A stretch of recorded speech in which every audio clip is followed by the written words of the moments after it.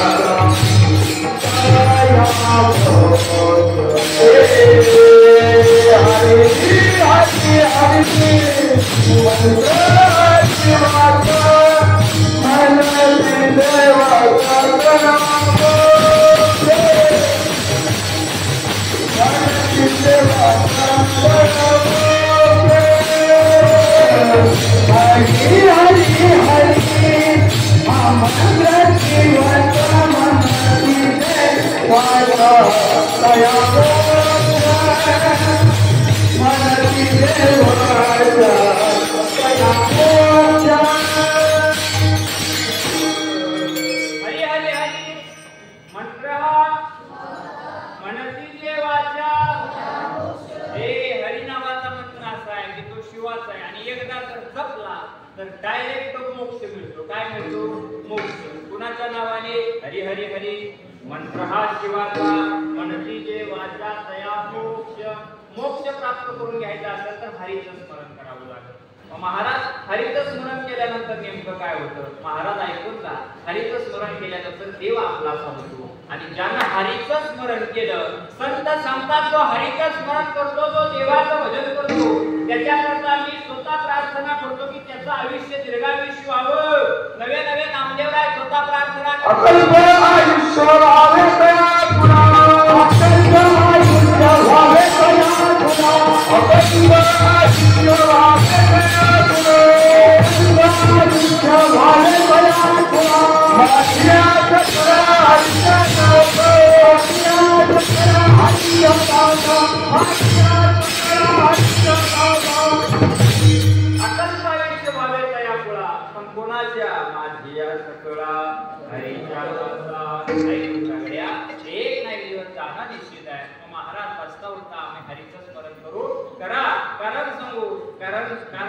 आले देवाजीच्या मनात येते कोणाचे चालेना.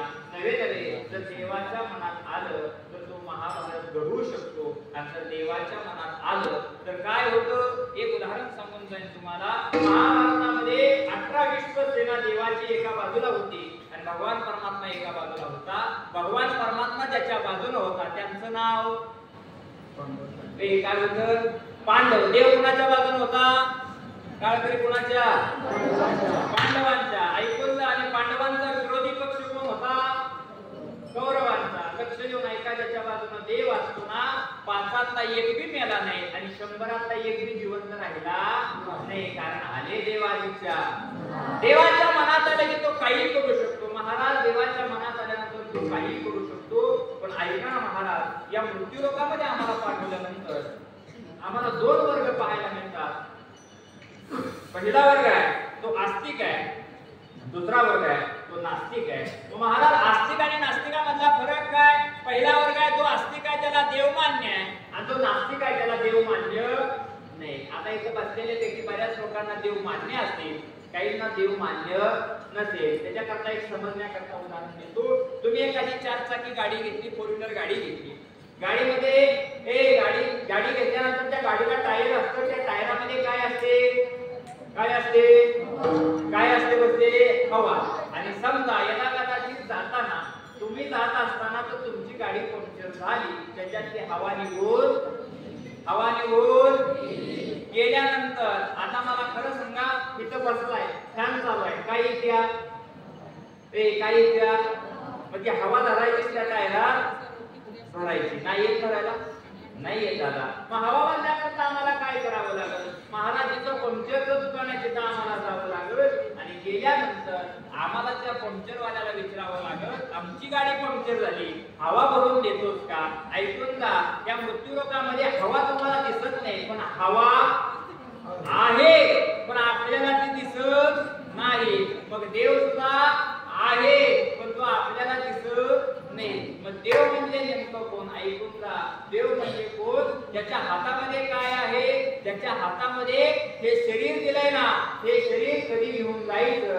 नवे हे शरीर चालवायचं, बोलवायचं कोणाच्या हातात आहे?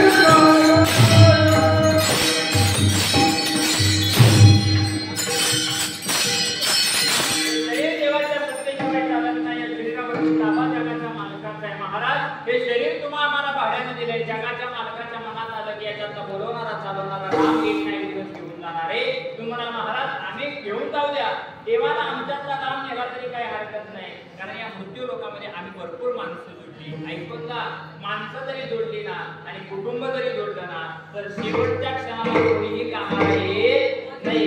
कारण जगभरात तुकोबराय स्वतः सांगतात की आपला विश्वास ज्यांच्यावरती असतो, हा माझा आहे, तो माझा आहे, ती माझी आहे. त्या जगाच्या पाठीवर कोण कुणाचं नसतं. ज्यावेळेस वेळ माणसावर येते त्या दिवशी माणसाला एकट्यालाच जावं लागतं. हा तुमच्या डोळ्यांना भ्रम आहे.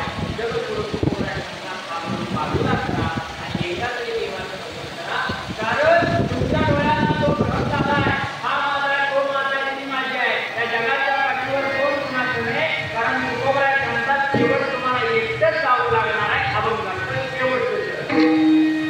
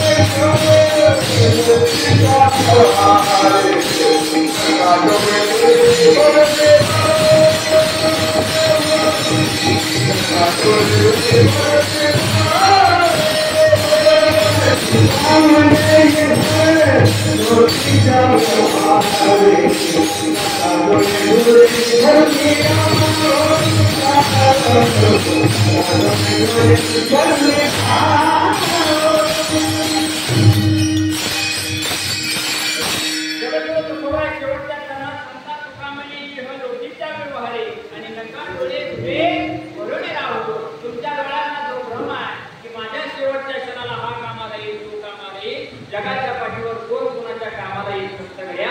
एकच गोष्ट माणसाच्या कामाला येते, पुण्याची गणना.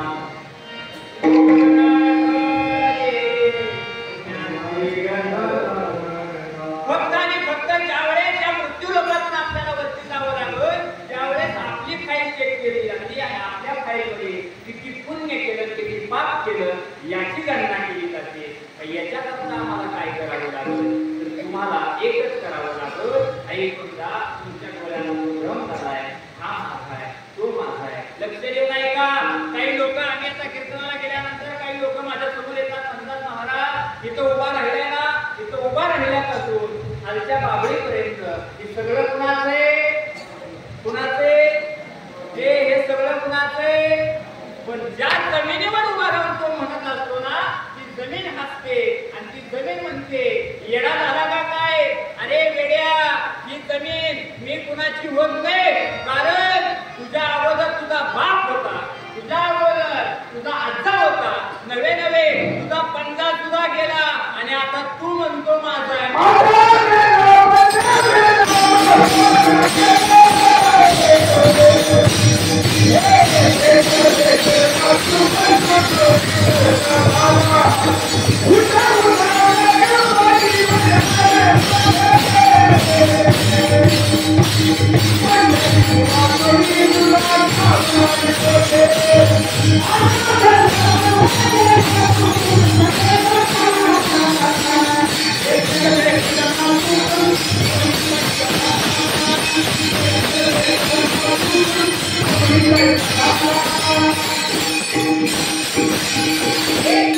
प्रत्येकाला जागा निश्चित आहे आणि आजा गेला, पंजा गेला, बाप मसना गेला, देखत नातू पंतू तोही जायचा झाला. अरे एक नाही दिवस प्रत्येकाला जायचंय, पण गेल्यानंतर लक्ष देऊ नाही का? आपली सुद्धा खरेदी मागायला टाकली पाहिजे, असं जीवन जगलं पाहिजे. महाराज ते जीवन जगत असताना नेमकं आम्हाला दिवाकडे जात असताना काय केलं पाहिजे? बसता उठता देवाचं स्मरण केलं पाहिजे, देवाचं नाव घेतलं पाहिजे. मग महाराज आम्ही देवाचं नाव घेत असताना आम्ही कोणाच्या संगतीत केल्यानंतर आमचं चांगलं होईल. लक्ष देऊ नाही का? कोणाच्या संगतीत राहायचं, कोणाच्या नाही राहायचं हे माणसाच्या हातात असतं. कारण समजो आजकाल लोक चांगलं शिकवायला फार कमी असतात, पण वाईट माणसाला लगेच शिकवलं जातं. लक्ष देऊ नाही का? म्हणून कोणाच्या संगतीत राहायचं न राहायचं हे माणसाच्या हातात आहे. कारण समजो ऐकून मी परवा एकाला सहज फोन लावला आणि फोन लावला त्याच्या मोबाईलवर एक क्वालिटी ऐकायला मिळाली. एवढी सुंदर होती, एवढी सुंदर होती. काय होती? माणसाने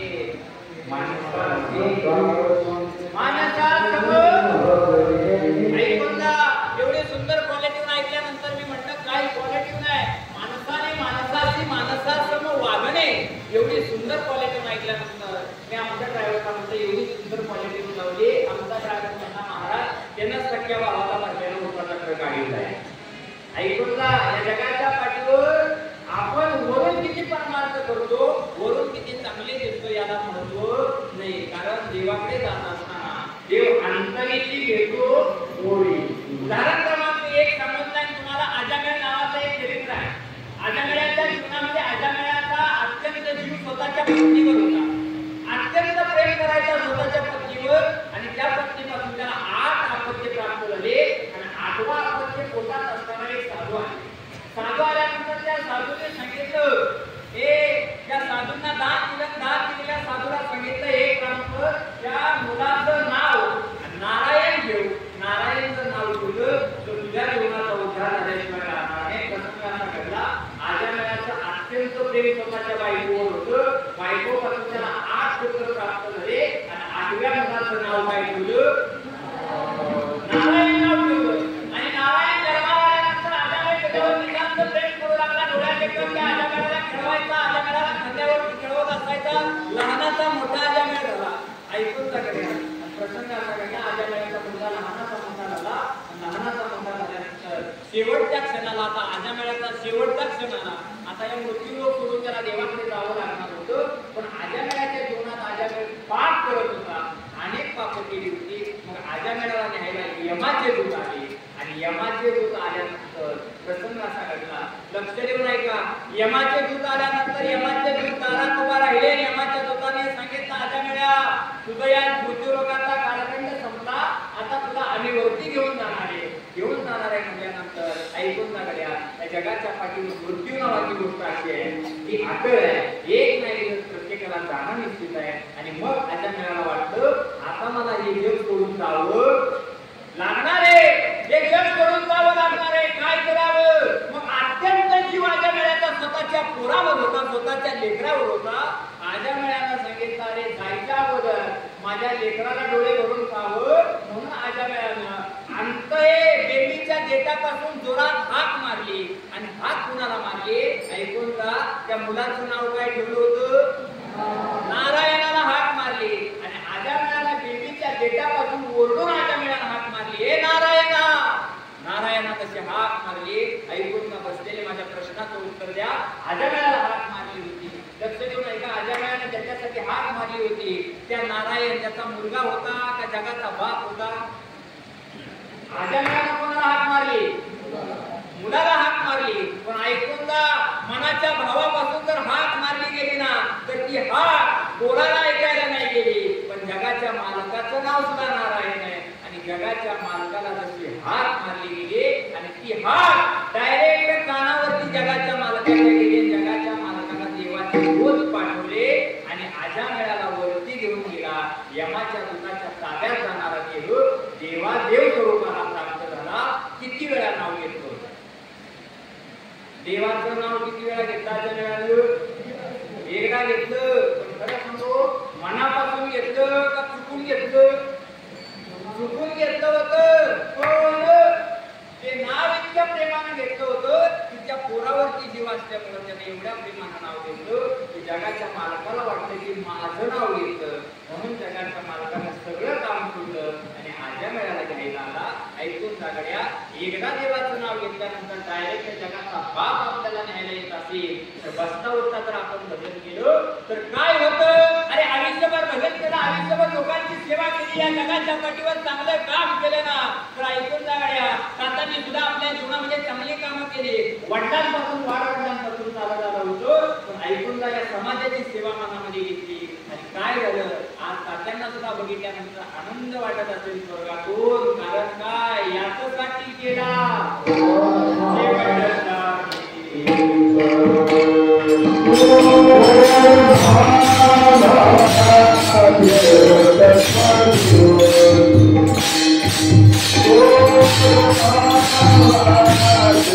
Oh,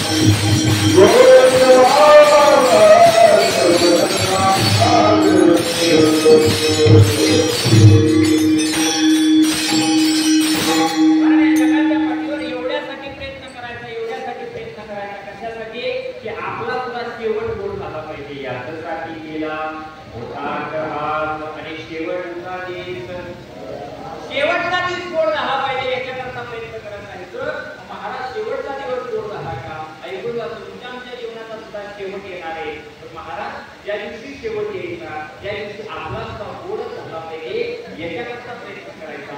महाराज असे प्रयत्न करत असताना नेमकं काय करायचं तर फक्त एकच काम करायचं, दुसऱ्याचं चांगलं बघायचं.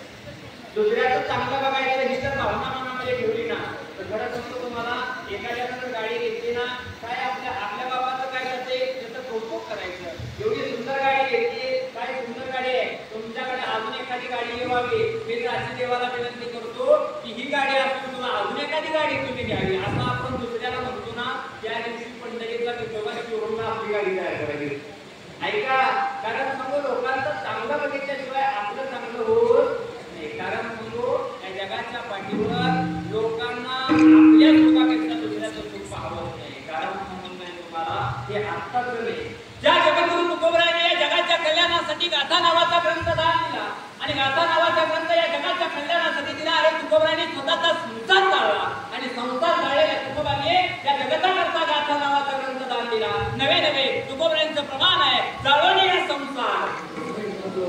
तुकोबरायाने संसार जाळला आणि या जगाचं कल्याण होण्याकरता गाथा नावाचा ग्रंथ दान दिला. आणि त्याच तुकोबांना गाठीनं मारणारे त्याच तुकोबरायांच्या जवळचे होते. अरे त्याच तुकोबरायांची गाढवावरून बदलून तोंडाला काळं बदलून येऊ गावामध्ये धिंड काढणारे तुकोबांचेच होते. महाराज, आपण एकच लक्षात ठेवायचं की आपण सुद्धा आपल्यापासून सावध राहायचं. कारण तुकोबराय स्वतः सांगतात, तुका म्हणे इह जो किल्ला भारे आणि अरे एक काम करा, मग काय करा, चांगल्याच्या संगतीत जा. नाही चांगल्याच्या संगतीत जात आलं तर एक काम करा, संतांचे विचार ऐका, अभंगाचं चित्र करा. संत समाज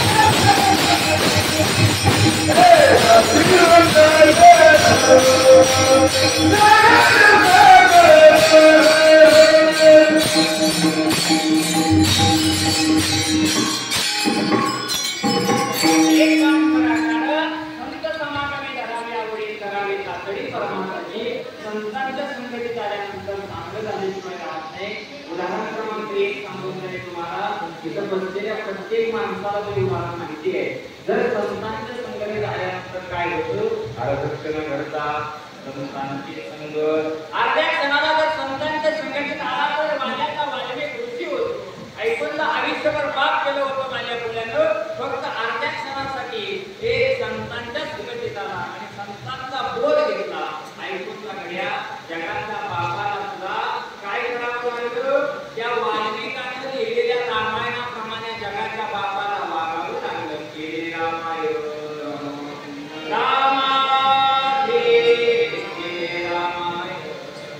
राम प्रभू जन्माला यायच्या अगोदर रामायण लिहून ठेवलं. तो वाल्या कोळी होता, तो दरोडेखोर होता, पाप केलं आणि मग परत चालू झाला.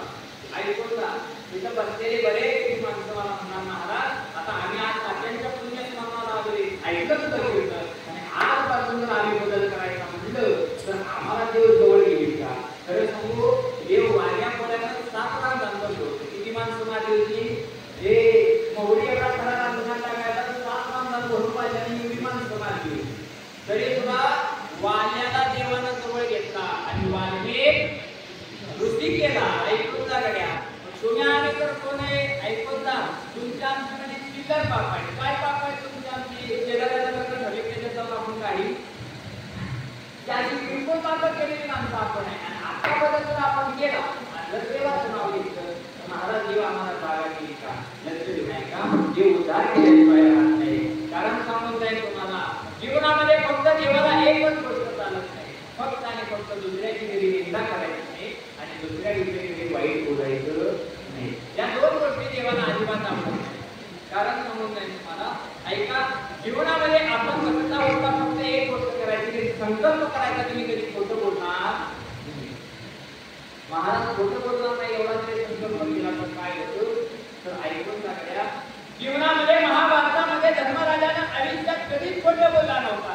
धर्मराजा नावाचा आहे जो होता ना धर्मराजा पाच पांडवा मधला तो धर्मराजा कधी खोटं बोलत नव्हता म्हणून जगाच्या बापाचं वरदान होतं. धर्मराजाच्या रथातून चाक त्या धर्मीमानेला कधी लागत नव्हतं. एक वीज वरती रथ चालवतो कशामुळे कधी खोटं बोलत नव्हता म्हणून.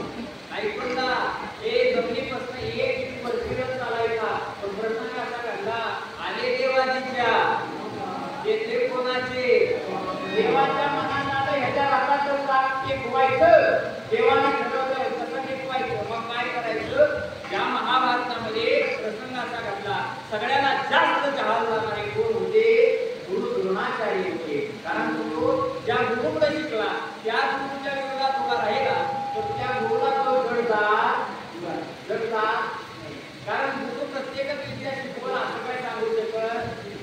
मग ऐकून त्या गुरुच्या समोर उभा राहिला शिष्य कोण अर्जुन उभा राहिला आणि अर्जुन उभा राहिल्यानंतर प्रसंग असा घडला हे द्रोणाचार्याने असे बाण मारायला चालू केले. द्रोणाचार्यांच्या समोर कोणाचा ठिकाण लागेना. काय करायचं पण माणसाची कोणती ना कोणती तरी कमजोरी असते. गुरु द्रोणाचार्यांची एक कमजोरी होती. गुरु द्रोणाचार्यांना एक मुलगा होता त्याचं नाव अश्वत्थामा होतं आणि गुरु द्रोणाचार्यांचं अत्यंत प्रेम त्या अश्वत्थामावरती होतं. अश्वत्थामावरती प्रेम असल्यानंतर प्रसंग असा घडला मग गुरु द्रोणाचार्यांना कसं मारायचं कसा गुरु द्रोणाचार्यांचा पराभव करायचा. मग एक देवाने युक्ती केली. काय केली एक काम केलं देवानं सांगितलं उद्या युद्ध आहे उद्या युद्धाला सुरुवात झाली बरोबर लोकांचा प्रहर झाला की एक गोष्ट करायची अश्वत्थामा मेला नाही मेला तरी अश्वत्थामा मरू शकत नव्हता कारण त्या वादा म्हणतो लक्ष देऊ नाही का अश्वत्थामा मेला एवढी फक्त जाहिरात करायची. देवाच्या मनात आल्यानंतर काय होतं लक्ष देऊ नाही का आणि देवाने दुसऱ्या दिवशी जाहिरात केली. पण खरं सांगतो तुम्हाला गुरु द्रोणाचार्यांचा सुद्धा विश्वास होता की आपण या महाभारताच्या रणांगणामध्ये एकही माणूस खोटं बोलणार नाही असा सापडणार नाही. पण त्यांचा विश्वास धर्मराजावर होता. गुरु द्रोणाचार्याने सांगितलं अरे माझा धर्म कधी खोटं बोलणार नाही धर्मराजा कधी खोटं बोलणार नाही. म्हणून गुरु द्रोणाचार्यांनी त्यावेळेस सांगितलं अश्वत्थामा मेला गुरु द्रोणाचार्यांनी रथ सोडला आणि डायरेक्ट धाव घेतली धर्मराजाकडे. पण देवानं धर्मराजाला अजून सांगून ठेवलं होतं. ऐकून जा देवानं काय सांगितलं या रणांगणामध्ये एक हत्ती आहे आणि तो हत्ती मेला आणि त्या हत्तीचं नाव अश्वत्थामा. मग अश्वत्थामा म्हटल्यानंतर प्रसंग असा घडला न होऊन तर झालेली चूक सुद्धा माणसाला भोगायला येते म्हणून तुम्हाला सांगून जातो. आणि मग धर्मराजाकडे गुरु द्रोणाचार्य गेले आणि द्रोणाचार्याने सांगितलं. द्रोणाचार्य विचारतात हे धर्मा या रणांमध्ये सगळे म्हणतात माझा पुत्र अश्वत्थामा मेला ही गोष्ट खरी आहे का असं विचारल्याबरोबर हे धर्मराजा सांगतो अश्वत्थामा मेला पण पुढे जाऊन सांगतो नरोबा या कुंजनबा मला माहित नाही. पण प्रसंग असा घडला देव चतुरा तो शिरोमणी देव चतुर आहे आणि देवाला सांगितलं अश्वत्थामा मेला एवढंच म्हणला. तोपर्यंत देवाला वाजून वाजवायला ठेवले होते. देवाला वाजंत्री वाजवायला सांगितले आणि गुरु द्रोणाचार्यांच्या कानावरती अश्वत्थामा मेला एवढंच केलं. नरोबा या कुंजनबा माहित नाही असं जे म्हणले होते ते ऐकायला गेलंच नाही. आणि मग ऐकून टाकल्या जीवनामध्ये नकळत झालेलं खोटं बोलणं सुद्धा फेडायला आलं आणि धर्मराजाचा एक वीट वरती चालणारा रथ त्या दिवशी जमिनीवरती आला. ऐकून जा तिथून पुढे धर्मराजा चालत त्या जमिनी बरोबर चालत राहिला. तर धर्मराजा एवढा पुण्यवान होता की माणूस गेल्यानंतर माणूस सहज म्हणतो की महाराज आपल्याकडे एक कथा आहे ज्यावेळेस पुत्र मुंकायला चालू करतो नवे पुत्र इवळायला रडायला चालू करतो मारणार आहे. कारण सांगू त्या धर्मराजाला ज्यावेळेस वरती जायचं होतं, स्वर्गात जायचं होतं, त्यावेळेस धर्मराजा आपल्या पुण्याच्या जोरावरती स्वर्गात निघाला होता. आणि स्वर्गात जात असताना धर्मराजाचं अत्यंत जवळचं एक पुत्र होतं. देवानं ते धर्मराजानं ते पुत्र घेतलं आणि स्वर्गाची वाट चालायला लागला. पण स्वर्गाकडे जात असताना अगोदर त्याला यमाचा दरवाजा लागला आणि यमाचा दरवाजा वाजवला आणि यमाचं दार उघडलं गेलं. आणि यमाचं दार उघडल्याबरोबर प्रसंग असा घडला, या जगाच्या पाठीवर यम नावाची गोष्ट अशी आहे की जी काही पाप करा त्या पापाची शिक्षा येऊन देत असतो. आणि यमाचा जो दरबार बघितला, त्या दरबारामध्ये काय होतं, मारीची तोडीची धाडीची यमाचे ऐकून मारणारे, तोडणारे, धाडणारे सगळे लोक पाहिले. कोणी? हे धर्मराजाने. आणि धर्मराजा सोबत गेलेल्या कुत्र्याला सुद्धा ते बघायला मिळालं. आणि प्रसंग असा घडला, धर्मराजाला कुत्र्याला पाहायला मिळालं. आणि ते धर्मराजाच्या कुत्र्यानं ते अकरा वेगळा रूप यमाचं पाहिलं. आणि धर्मराजाचं पुत्र यम लोकातून डायरेक्ट पळून माघारी मृत्यू लोकात आलं. आणि तेव्हापासून अखंड कुत्र्याच्या जातीला वरदान मिळालं. ज्या ज्या वेळेस यमाची माणसं खाली येत असतात, नवे नवे स्वतः यम खाली येत असतो, त्या वेळेस अखंड कुत्र्याच्या जातीला ते यमाचे दूर दिसत असतात. म्हणून कुत्र त्या घाबरतं आणि म्हणून रडत असतं.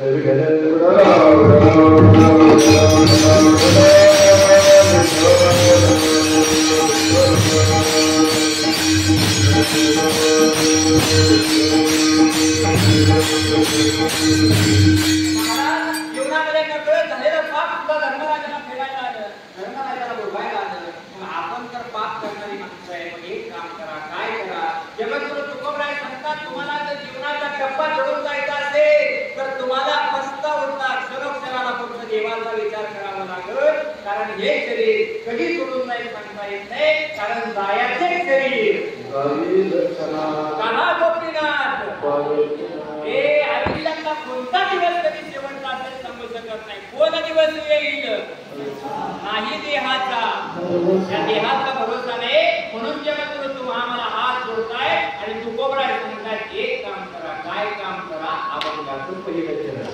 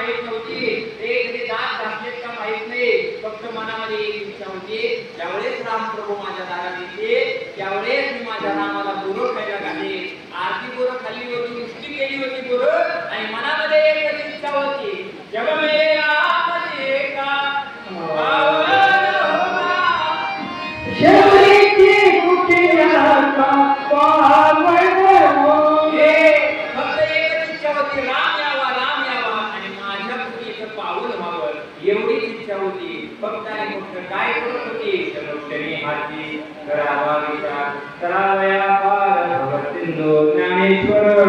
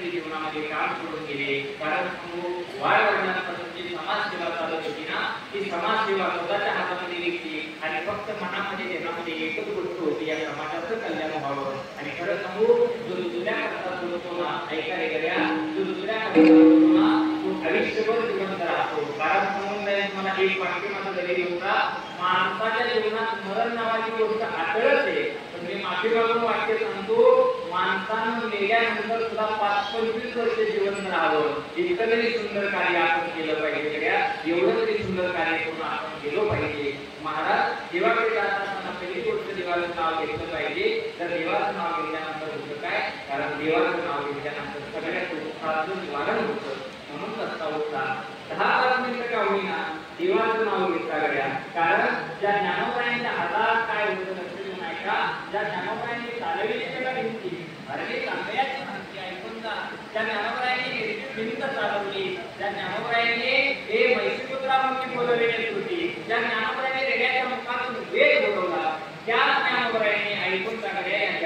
कल्याण व्हावं याच्याकरता ज्ञानेश्वरी नावाचा ग्रंथ दिला.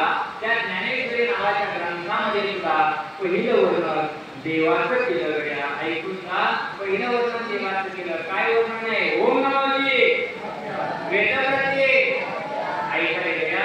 म्हणून देवाचं वर्णन केलं ना. मग तुम्ही बसता होता देवाचं भजन करा. परत एकदा सर्वांनी मोठ्या प्रेमानं एकदा परत एकदा सर्वांनी मोठ्या प्रेमानं माऊलीचं भजन करा.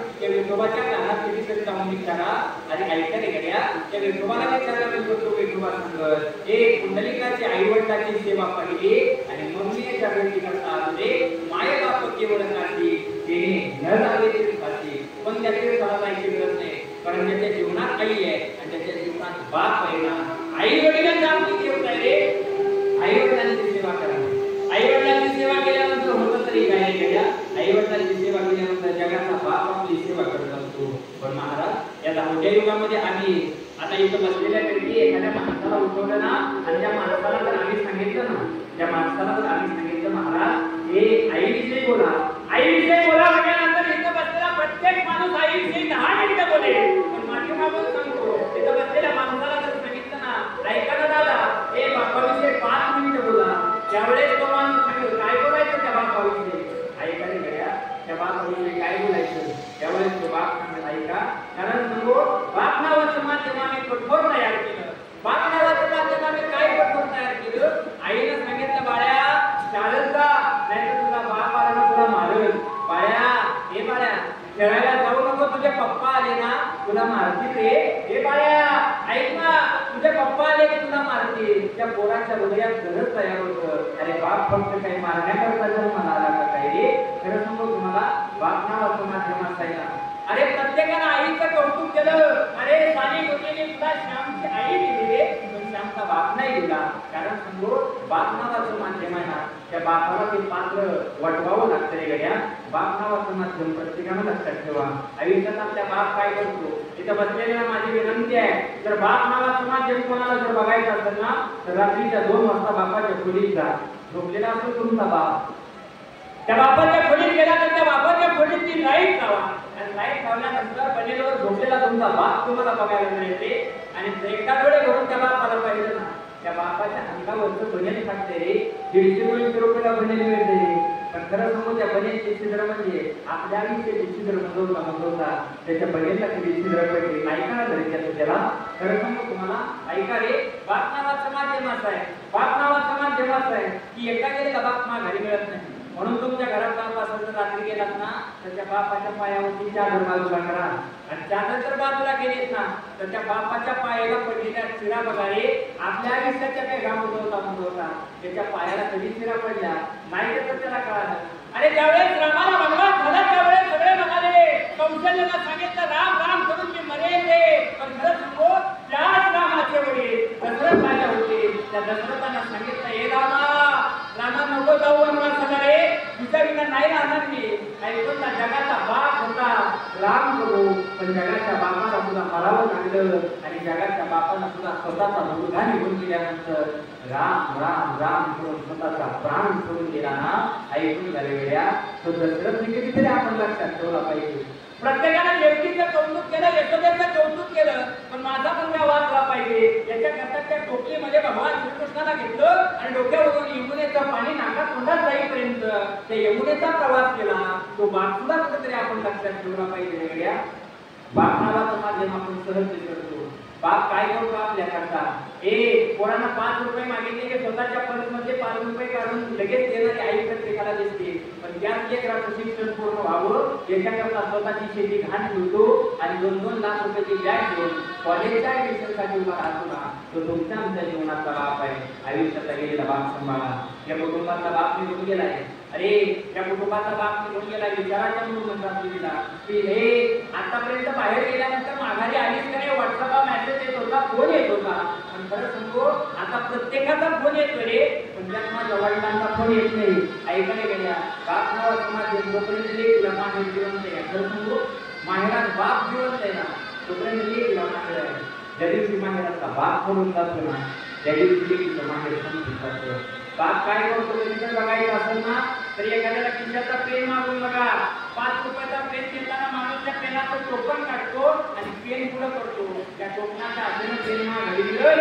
पण बाप नावाचं माध्यम असं आहे जिवंत हाडा मसाला गोळा 18-20 वर्ष सांभाळतो रे. खरं सांगू 18-20 वर्ष सांभाळल्यानंतर दुसऱ्याच्या ताब्यात असं दान करतो ना त्याचं नाव बाप आहे. लक्षात ठेवा. आयुष्यात गेलेला बाप नाही माघारी मिळायचा म्हणून बापाची सेवा करावी. ऐकायला गेल्या आयुष्याला गेलेला बाप माघारी मिळायची नाही. आता इथे शेतकरी राजा बसताय ना शेतकरी राजा आत्महत्या करतो प्रत्येक जण म्हणतो पण खरं सांगू तुम्हाला त्याला आत्महत्या करण्याची वेळ येते ना फक्त त्याच्या कुटुंबावरून येते. लक्षात ठेवा. का कुटुंबावरून वेळ येते. अरे शेतीसाठी लेकरांकरता कर्जाला कधीच घाबरला नाही. 5-10 लाखाचं त्याच्यावरती कर्ज झालं तरी 60 मानाच्या कन्यानं बाग चालतो. ज्या दिवशी बाग घरात जेवायला बसतो ना आणि जेवायला बसलेल्या बापाला सहज एक प्रश्न करतो बाबा काय केलं पण करता तुम्ही. ऐकून झाले तेव्हाही बापाला वाईट वाटत नाही. काही म्हणते बाबा काय केलं माझ्या करता तेव्हाही तुला वाईट वाटत नाही. खऱ्या अर्थानं सांगू त्या बापाला आत्महत्या करण्याची वेळ येते त्याच्या मनामध्ये मला विचार काय येतो. कारण स्वतःचे धर्मपत्नी सांगते 25 वर्ष कधी लग्नाला माझं तुम्ही काही केलं माझ्या करता.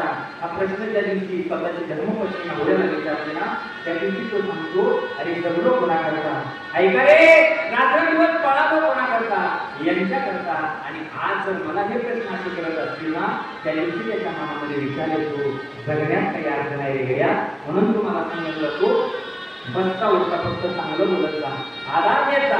पाप नावाचं माध्यम काय शेवटच्या वाक्यात तुम्हाला सांगून जातो. घराचा पत्रा कोणी बघितला असेल ना घराचा पत्रा तर तो पत्रा आवाज देत असतो. कारण त्या पत्रा पावसापासून वाऱ्यापासून आपलं संरक्षण करतो. कारण आपलं संरक्षण व्हावं म्हणून तो पत्रा आवाज करत असतो. बाप नावाचं माध्यम सुद्धा असं आहे. एखादीचा पडदाब देत असतो ना बाप रडत असतो बोलत असतो ना त्याच्या मनामध्ये एकच इच्छा असते की माझ्या लेकराचं चांगलं व्हावं माझ्या लेकराचं चांगलं व्हावं. खरं सांगू जीवनामध्ये माझं शेवटचं वाक्य घरी घेऊन जा. जी माणसं पापाला घाबरतात ना ऐकून ना गड्या ऐकायला गेल्या जी माणसं पापाला घाबरतात ना त्याच्या जीवनामध्ये ऐकायला गेल्या कोणतेही संकट राहत नाही. आणि त्याच्या जी माणसं बापाला घाबरतात ना त्याचा संसार सुखाचा लढाईशिवाय राहत नाही. ती 2 वाक्य घरी घेऊन जा. म्हणून बापाला आणि बापाला कधीतरी घाबरत झाले गड्या आयुष्याचा राग कधीतरी सांभाळा.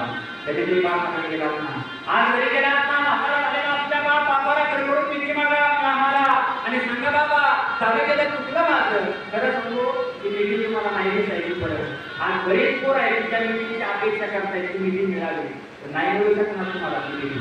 कारण गेलेला बाप हा घरी गरज नाही. आणि बाप नावाचं माझं काय असतं बघायचं असेल ना की तुम्हाला ओळखून समजून मी काही उगाच सांगत नाही.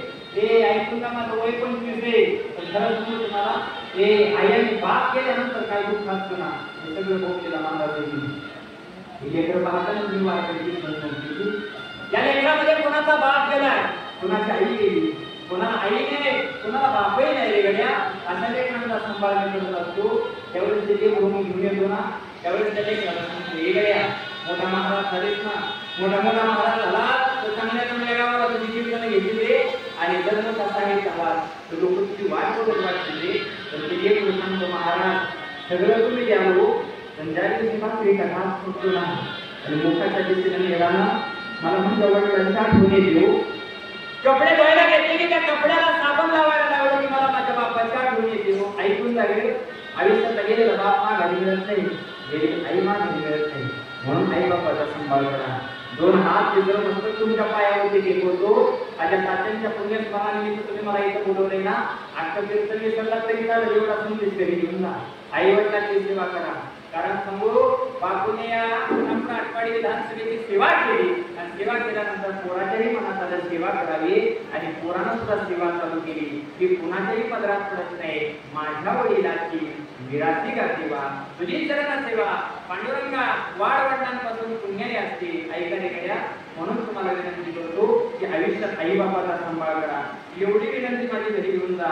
अख्खं कीर्तन विसरला तरी चालत एवढी तरी गोष्ट घरी घेऊन गेला तरी तुमच्या जीवनाचं पूर्ण झाल्याशिवाय राहणार नाही. झालं माझं कीर्तन इथपर्यंत मला बोलवलं आल्यानंतर फार आनंद झाला. एवढ्या मोठ्या व्यक्तिमत्वाचं कीर्तन करण्याची संधी पुण्यस्मरणाचे कीर्तन करण्याची संधी आणि या पाटील कुटुंबियाच्या कीर्तनाची संधी मला मिळाली. म्हणून मी माझं भाग्य समजतो ज्यांच्यामुळे ते येण्याचा योग आला ते आमची योगेश माऊली असतील पालेगावचे त्याबरोबर सुबोध दादा असतील त्या दोघांनी मला फोन केला सांगितलं महाराज या कार्यक्रमाचं नियोजन असं असं आहे तुम्हाला तारीख घ्यावी लागते. त्यांच्या माध्यमातून इथपर्यंत येण्याचा योग आला.